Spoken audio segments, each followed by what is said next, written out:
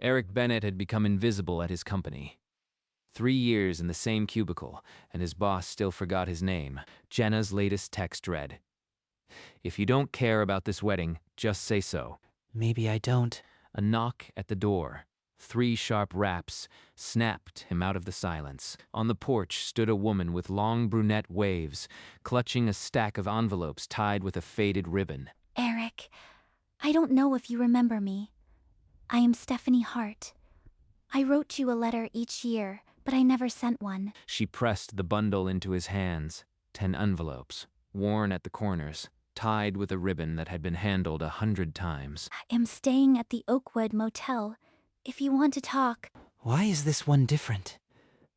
Sealed, with no year on it. The blank envelope held no explanation. Only a weight that made him afraid to open it. Eric carried the bundle to the sofa, untied the ribbon, and pulled out the first envelope. The handwriting on the front read, "Year 1. He unfolded the paper. Her voice filled the room, though she wasn't there. 10 years ago today. You stood up for me. I was nobody, but you stepped in. You probably don't remember, but it changed everything. I was in the hallway, books knocked from my hands again. You told them to leave me alone. You moved away the next day. I never got to say thank you, so I wrote this letter. And every year after, I wrote another. But I never sent a single one." I remember that day now. Just a flicker. I didn't think it mattered. Eric stared at the yellowed paper, his chest tight. This woman had carried his face in her mind for a decade. He glanced at the other envelopes, each with a year scrawled on the front. There were 9 more to go. And that sealed one. What was in the last? He set aside the sealed envelope and opened the one marked Year 2. The paper felt thinner, more fragile. The letter began. "A year after you left, I finally left too. My father's anger had been suffocating, but remembering your courage gave me mine. I got out. I found a room in a shared house, got a job waitressing. It wasn't much, but it was mine." Eric unfolded the third envelope, dated 3 years later. "I got a scholarship. I am in college now, studying literature. All those books I used to hide in became my major. I even traveled last summer. I stood in front of the ocean in Oregon and thought of you. I still write these letters because you are the first person who made me feel seen." She built a whole life out of a single moment. What have I built? The handwriting changed with each letter. Young and shaky in the first, now steady and certain. She had grown up on these pages and he had missed it all. I can't even remember the last time I did something worth writing about. He folded the letters and pressed them to his forehead. The sealed envelope sat on the table like a dare. He reached for the 4th envelope. The paper fluttered as he pulled it out. Year 4. The letter was dated the summer he got engaged. "I saw your photos online. You looked happy. I am glad and heartbroken." She knew. All these years, she was watching. And I never knew she existed. A key turned in the lock. Jenna was early. He shoved the letters under a cushion. Hey, I brought wine. You look like you've seen a ghost. Just tired. It's tired. Right? Is that why you haven't replied to any of my messages about the caterer? He couldn't meet her eyes. The letters were hidden, but their weight filled the room. You know what? Forget it. I'll go. You clearly don't want company. After the door closed, he stared at the sealed envelope, his thumb tracing its edge. He still didn't open it. He picked up the 5th envelope, dated 6 years after the first. The ink was saturated with anticipation. "Last month, I almost said yes to a proposal. But I couldn't, Eric, because I kept comparing him to a boy I knew for one day." She nearly married someone else. And I was the reason she walked away. With trembling fingers, he unfolded the 6th letter. "I moved to your city this year. I pass your streets sometimes, hoping to see you." She's been here. In my town, watching from a distance. He grabbed his phone and typed her name into the search bar. Her profile appeared instantly. There she was, Stephanie Hart, smiling in a photo taken just last week at the park, a mile from his apartment. He scrolled down, photos of her at the local coffee shop, the farmer's market, the movie theater he went to every Friday. She had been orbiting his life for months. She's here, not a ghost, not a memory. She's real, and she's been waiting. He set down the phone and looked at the remaining letters. 4 more open ones, and the sealed ones still waiting. The distance between them had never felt smaller. He took the 7th envelope, the paper thin and worn at the edges. Year 7. I saw you last month. You were with her, laughing. I watched from across the street and made myself let go. She saw us. She decided to let go, but she's still here. He unfolded the 8th envelope. The date was recent, only months ago. Year 8. I wrote a final letter. I couldn't mail it, so I came here to deliver it. I am in your town. That sealed envelope, it's the final letter.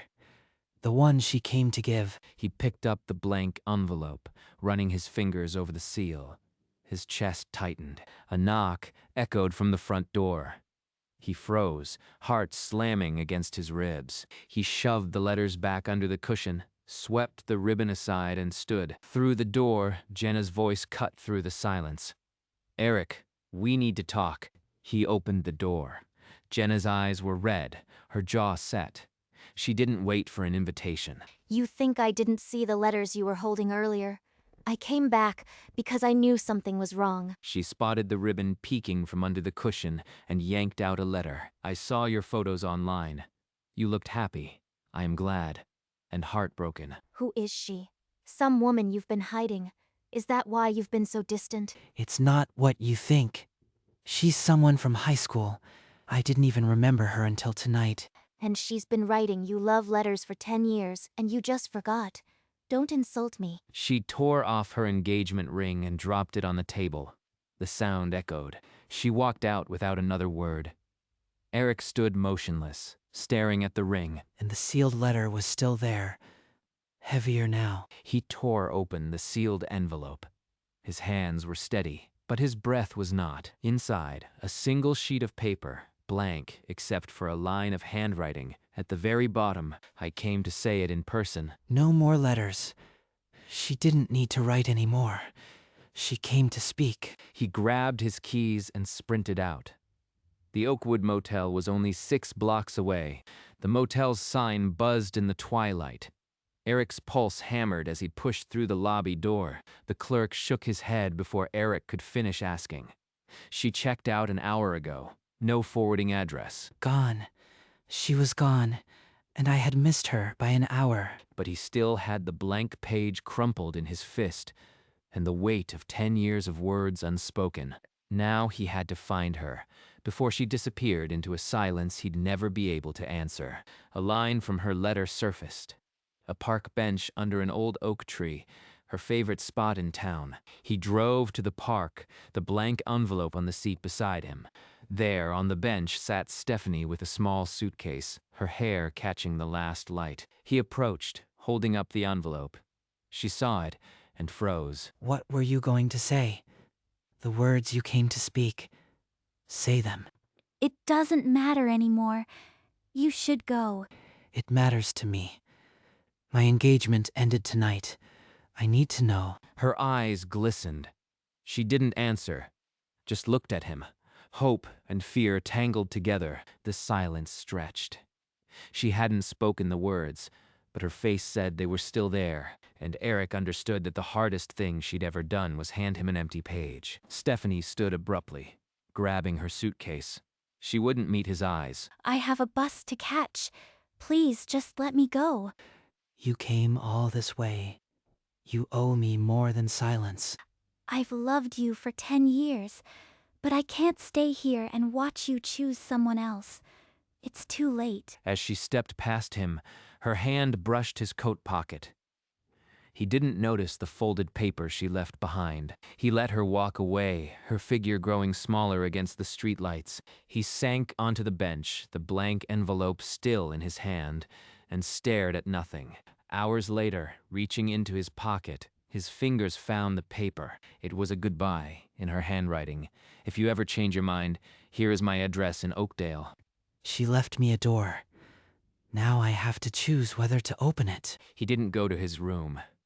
At dawn, Eric sat at his desk, the blank envelope and Stephanie's note, side by side. For 10 years, she wrote into silence. Now it's my turn to break it. He packed a duffel bag, clothes, the bundle of letters, the ribbon. His phone lit up with a work email. He typed back, taking personal days. I'll explain later. I am finally doing something that matters. He placed the blank envelope on the passenger seat, turned the key, and pulled onto the empty road. The highway stretched ahead like an invitation. For the first time in years, he wasn't drifting. She might shut me out, or she might finally say what she's been holding in for a decade. But there's only one way to find out. And so he drove, the blank envelope riding beside him like the promise he finally intended to keep. The Oakdale sun was already dipping behind the buildings when Eric pulled up outside her address. He turned off the engine and sat for a long moment, staring at the gray apartment block. Finally, he walked to the intercom, found the button marked heart, and pressed and pressed. Hello? Who is it? It's Eric Bennett. The speaker went dead. Then, after a pause that felt like a held breath, the lock buzzed. The lock buzzed. He pushed through the door and climbed the narrow staircase to the 3rd floor. Her door was at the end of the hall. He knocked. The door opened slowly, and Stephanie stood there, drawn and pale, as if she hadn't slept. She didn't speak, just stared at him with those tired eyes. Eric reached into his coat and brought out the blank envelope. You wrote 10 letters, but the one you came to deliver is empty. Say the words you crossed an ocean to speak. Her throat moved, but no sound. The silence stretched, and yet he saw in her eyes that the answer was finally within reach. She stepped back, letting the door swing wider. Eric followed her into the small apartment. The blank envelope found its place on the coffee table between them, like a challenge. I've been writing to a ghost. You were never just the boy who saved me. You became the reason I kept going. Eric listened, letting the weight of her words settle over him. I've been invisible my whole life. Your letters made me realize I've been waiting for someone to actually see me. She picked up the empty page from the table, her fingers trembling. I don't want to write another letter. I want to say it out loud. I love you, Eric. The words hung in the air, fragile and fierce. Eric felt his chest tighten. After all these years, she finally spoke. And I don't know if I am worthy. Eric looked down, his eyes burning. He hadn't cried in years, but something broke loose. I never thought someone could love me like that. Your letters, they uncovered a version of me I didn't know existed. I am terrified. I don't know how to do this, but I want to try. What if you wake up tomorrow and realize this was just the romance of the letters, that I am not enough? You've been enough for 10 years. I am the one who needs to catch up. He reached across the table and took her hand. She flinched, then held on. I am not going anywhere. A shuddering breath escaped her. For the first time, she let herself believe. And then they were on their feet, arms around each other, holding on as if the decade of silence could be squeezed out. In that cramped apartment, two people who had been invisible to the world finally saw each other. The next morning, pale sunlight broke over the kitchenette. They sat across from each other with coffee cups, the blank envelope still on the counter. I've been thinking all night. I can't keep drifting through the city. Then don't. Come back with me. I could quit my job. Maybe start fresh in your town. I could move here, if you want to stay. Number. I want to leave this place behind. Start near you. He took the blank envelope and tacked it to the kitchen wall with a pushpin. It would be their reminder. Then they packed. He folded her clothes into a duffel bag. She sorted books and keepsakes. They gathered the bundle of letters, tied the ribbon around them anew. The blank envelope slipped inside like an unsent chapter. She looked at the box, then at him. For the first time, she wasn't writing to a ghost. 6 months passed. Eric stopped being invisible. Stephanie's laughter filled his quiet apartment, and his days had purpose. One evening, he led her to the porch where she'd given him the letters. The same warm light glowed. Why are we standing here? You look like you've got a secret. Remember the night you gave me those letters? I was just breathing. You made me alive. He dropped to one knee and opened a small velvet box. The ring inside was simple but real. You wrote me 10 letters, never sent. Here is mine, with my voice. Marry me. Her hands flew to her mouth. Under the porch light, her tears glittered. Yes, yes, I'll marry you. He slid the ring on. They kissed. The bundle of letters rested on the swing, witness to the next chapter. 10 years of silence had ended with a spoken yes. The porch that once held a goodbye now held a forever. A month later, the porch was adorned with white flowers. A few close friends gathered, their presence quiet but full. They stood in the exact spot where she'd handed him the letters. The faded ribbon from the bundle was wound loosely around their clasped hands. I spent years thinking I was forgettable, but you saw me before I ever saw myself. I promised to spend the rest of my life earning that vision. Every letter was a prayer I never sent, but you came for me anyway. I promised to never make you chase silence again. The blank envelope, now framed, hung on the porch wall, a testament to the words that were finally spoken. They exchanged rings, simple bands, nothing ornate. The ribbon fell away as they kissed, but the promise remained knotted tight. The bundle of 10 letters rested on a small table beside them.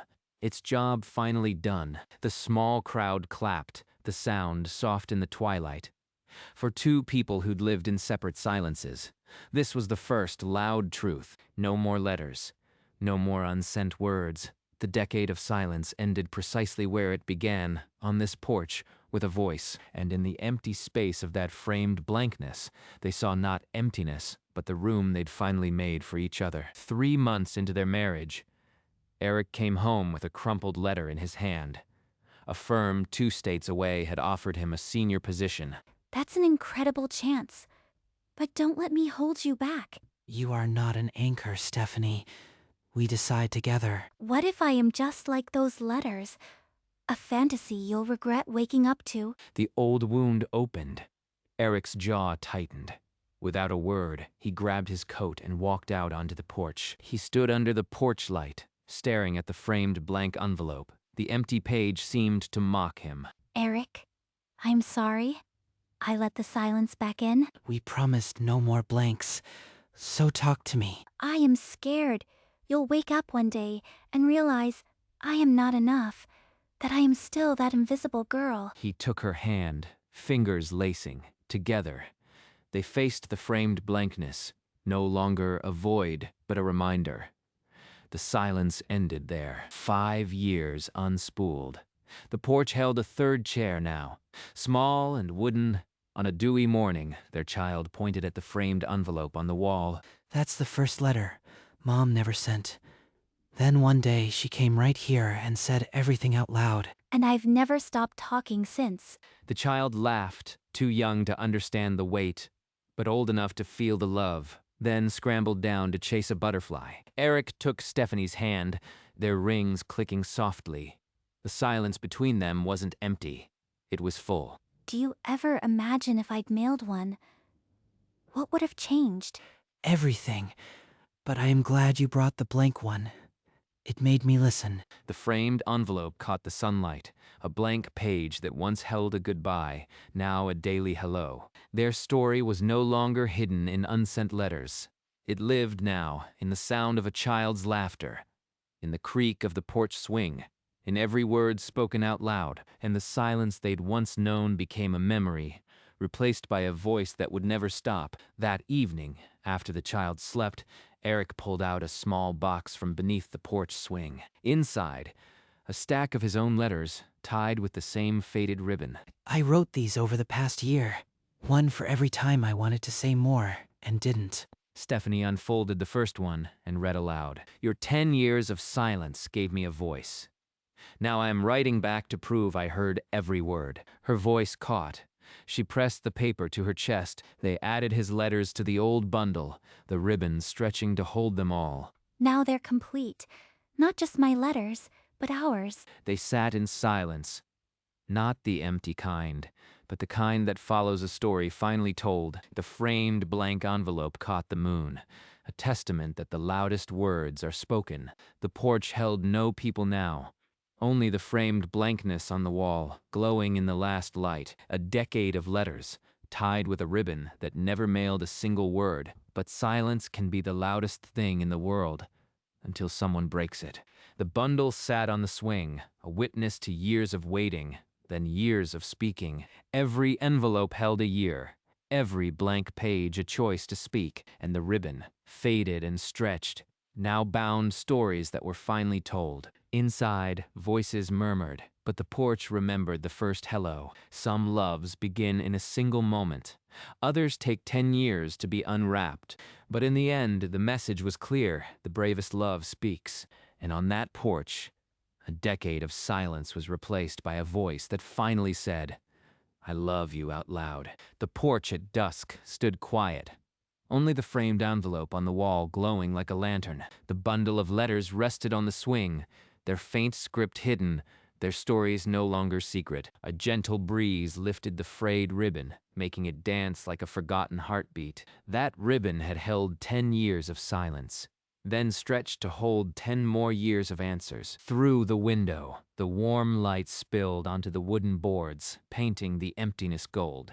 The envelopes, worn and softened by handling, held the weight of words finally spoken aloud. In the stillness, you could almost hear the echo of an "I love you" that had traveled 10 years. The porch remembered every hello, every tear, every promise made under its roof. And as the light faded, the image softened into memory. But the voice remained, fade to black. But the story, like the ribbon, holds on.